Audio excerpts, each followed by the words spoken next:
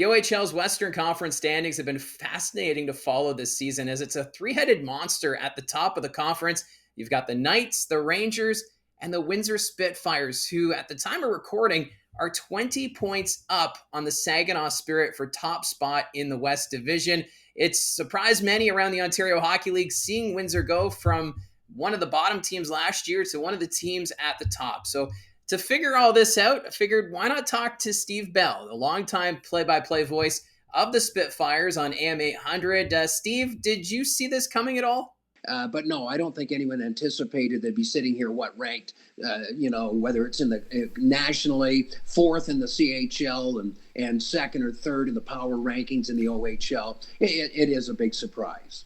Now, you've been covering the Spitfires since 1987, I believe. So is this team standing out to you at all as those teams you've seen in the past, or is this something pretty unique? This is a little bit different. Yeah, I started at the radio station in 1980, started helping out, doing intermissions, I think, at the time, and, just in any way I could to get my foot in the door. And when the legend Dave Quinn moved on in 87, that kind of gave me a shot. So, it's been a few years now, I think 44, 45 and all, something like.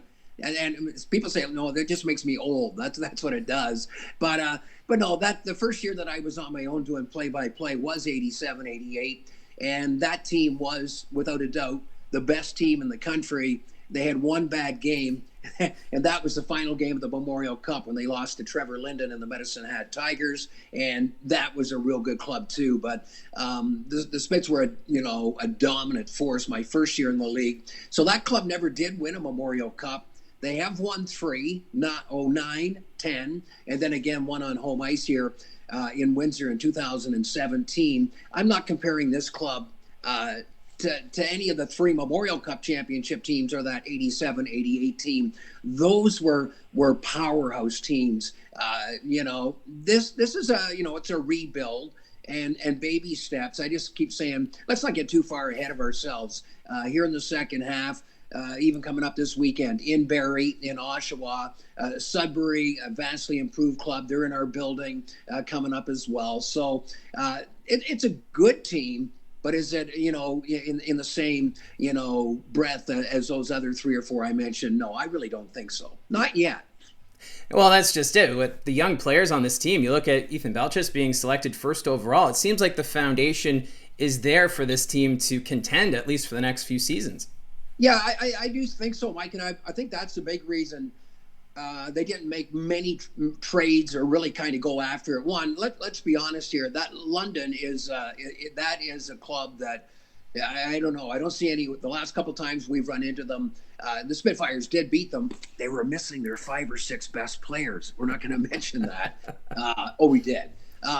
But no, London is just stacked. So, to go and beef up and still maybe not even get out of the conference this year. And next year should be a good year. I think it all hinges. You mentioned Ethan Belchez. The sky's the limit. The kid's 6'5", 230 pounds, and he's still a baby. He's 16. He's not overly physical, but a couple of times guys have messed with him, and he's been able to handle himself. He's a real good kid. His first ever home game in the regular season, he scored 4. Set up 2 more, got in fight with a real tough 19-year-old, did okay, and I think everybody was expecting him to score 4 or 5 goals every game. That's not the case. It's a learning curve. The kid that really is above and beyond everybody that I've seen. I've got him down as one of the 3 or 4 best players in the league, is the import pick. And the Spitfires obviously benefited from winning the lottery last year, getting the first pick, even though they were the second worst team, and getting Ethan Belchez, the European pick. And the Spits haven't had a great deal of success with them over the years. Man, they hit it out of the park this time. Ilya Protas. You got to watch this kid. He's the best I've seen in the last few years since Wyatt Johnston on the Spitfires in taking the puck away from the opposition. He just kind of makes it look easy. He's 6'5", 205. He's tall. He's slim. He's not overly physical. But he'll just kind of go into the corner, and the defenseman has the puck. He'll take it away from him. And he's a pass-first guy and a real nice hockey player, no question. His brother plays for Washington. He's a 3rd-round pick of the Caps. And I think a couple of years from now, you're going to see him in the show. And that's just it with the Spitfires. It seems like the offense is just clicking. And you mentioned Protas, who's been outstanding, but even Liam Greentree, even though last year was a tough year for the Spitfires, he still was there leading the way offensively, and he's kind of picked up where he left off. Yeah, he has, and he might have had a little chip on his shoulder too. The national, we know what happened with the national program and kind of the disaster in Ottawa, the disappointment. I was a little surprised, and some may question Liam's skating. There's guys that are just beautiful skaters. We've had several. I know the Colts have in the past, that are pretty skaters. Liam's not. But he gets from point A to point B as fast as anyone. And when he gets there, he's 6'2", 6'3", 215 pounds. He's I think a complete power forward, plays the game hard, plays the game, as the kids say, the right way. And the training camp for the national team was right here in our own building at the WFCU Center in Windsor back in July. And he didn't even get a sniff. And I'm not saying just because it's in Windsor, but you would think the captain of the local team, the Windsor team, he's familiar, would at least get a look. And the start that he had, and I know we can all second guess everything that happened with Hockey Canada, but the start that he's had, he's been on fire. He's playing on a line with Ilya Protas. I think I could play in the other wing and maybe tap in a couple along the way. Well, maybe not. Not a lot of 67-year-olds in the league. But no, Greentree's, and he's a captain. He's a good leader. And again, who knows? Had Canada picked a few of these guys, they might have done better. Well, I think that's a conversation for another day with Team Canada. Yeah. But for the Spitfires team, though, from last year, the goals against was a huge problem. It seemed as though anytime a team would get an offensive chance, it would find the way into the back of the net. But this year, I feel like Joey Costanzo in net it's been a night and day difference from his play from last year. I know Windsor's still giving up goals, but Costanzo, talk a bit about him. Yeah, Joey's played really well, and I think a lot of it, too, was the mental part of the game. Last year, let's be honest, it was forget about it. And that's what the kids have tried to do. The coaching staff, there's a couple of carryovers in Casey Torres and Chris Newberry behind the bench. But with a new head coach, too, they didn't want to keep hearing about last year. But last year, every time I looked up, oh, here come the Colts. 2 on nobody and over the line.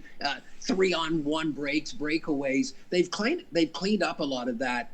And, it makes, Joey's job a lot easier. I know he kind of struggled a little bit as well, but he was the first kid I think I saw at the arena this year, way back in the summer. He's a Toronto kid, and he was down here in Windsor working out in the weight room, getting ready. So I think the mental change as much as anything, and the fact that the club is paying a little more, although the other night the Spits were up 6-1 in Flint. Before I could blink, it was 6-5. It ended 8-6. So they can still give up a few along the way too, but it has been a vast improvement. And kudos to Joey. I think him and Jackson Parsons neck and neck for the league lead in terms of wins.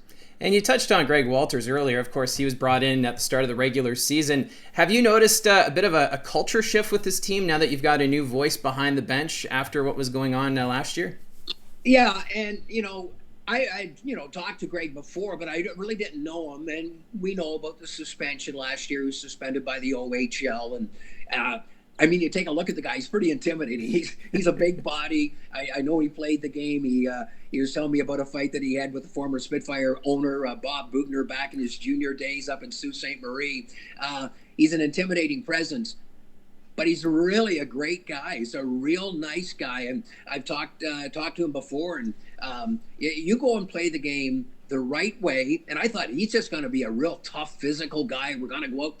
He said, no. He said, you got to play smart. He has no use for all the chirping that guys do. And if you take a needless penalty or bark back at a referee, you're going to sit. And he doesn't care if you're the best player on the team or a fourth liner. And he says, I don't determine anyone's ice time. They do. If you're playing hard, playing the right way, picking up your man, then you'll play. If you're lazy, don't do the things, then you'll sit. And if you're really bad, you'll sit with me up in the press box. That's not good. But no, it's been a difference. And again, a little bit of a surprise. He's a great guy, a fun guy to be around. He wants it to be fun to come to the rink. But when you get there, do your job, and there's no issues. So now we're past the OHL trade deadline. We've got the playoffs coming up. What are your expectations for this team going forward? Obviously, they did a couple of additions at the deadline, but nothing huge. Do you think this team has the capability to continue to this pace and maybe make some noise come playoff time?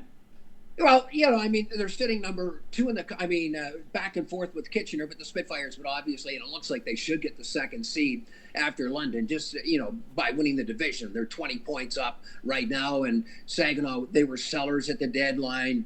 Erie, obviously the other division, but they're banged up a little bit. So I do, but there's always upsets. I mean, a couple of years ago, I thought the Spits had a pretty good hockey club. They made a couple of deals, things didn't work out, and it was the first time, if I'm not mistaken, ever that a number 8 seed, the darn old Kitchener Rangers, swept the Spitfires in 4 straight, and that Spitfire club was really good. So you don't know, but I think getting through round 1 should. But hey, if you just think, hey, we just have to throw our sticks into the center of the ice, go out and play, we'll take care of whoever, Sarnia, somebody in round 1. No, that doesn't happen like that. It's getting a little bit deeper. You're still somewhere along the line. I mean, even if you're were to win round 1, you're likely going to run, if things go according to plan, you're likely going to run into a really good Kitchener Ranger squad in round 2. So that'd be the question. And if you happen to win that, there's likely London waiting for you. But hey, last year the Spits finished 19th, no playoffs at all. We'll see how it pans out. But it'd be nice to play a little bit of hockey in March and hopefully April. And with the atmosphere at the WFCU Center, a little playoff hockey wouldn't hurt anyone. Oh, exactly. I mean, the crowd, last year started to dwindle a little bit. They still have a really good fan base here, as most spots do around the OHL. But there's no question, even for us old broadcasters, I'm not a real bright guy, but I know winning's a whole lot more fun than losing. It's just, I still go down to the rink pretty well every morning now that I'm basically retired. And it's just a whole lot more fun being around the guys when you're winning. Everybody's joking around. You lose 6 or 7 in a row, and everybody's kind of bitching at each other, and things aren't going. But when you're winning, it can solve a lot of problems. So yeah, and for the fans too, they're enjoying it. They've had pretty good crowds here. I think they're averaging about 4,800 a game, and I think they're pretty happy with that.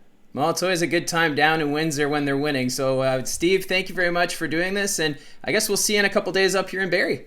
Hey, absolutely. Looking forward to it. And for whatever reason, the games with Windsor and Barrie always seem to be pretty eventful and sometimes a little physical. I'll try to behave up in the press box as best as possible. Well, we just had Mike Farwell here last week, so I'm sure we'll be good. I hope he left a booster seat there for me. There you go. Thanks again for doing this. Hey, anytime. Really appreciate it. So that's Windsor Spitfires radio play-by-play voice, Steve Bell, one of the good guys, often referred to as Beller around the Ontario Hockey League. So Windsor, of course, they're going to be in Barrie Saturday night. Their one and only visit to the Saddlein Arena. Puck drop will be at 7:30. Gene and I will have the call, and for some reason, like Steve Bell said there, it's always an exciting game when the Spitfires and Colts go head-to-head in a matchup, be it in the playoffs or in the regular season. So this should be a good one. And if you want to see more of these kind of videos talking to media personality around the Ontario Hockey League, be sure to hit subscribe and leave your comments down below, your thoughts on the Windsor Spitfires this season. Love the interaction. Thank you very much for your support. Don't forget to like and subscribe. Talk to you soon.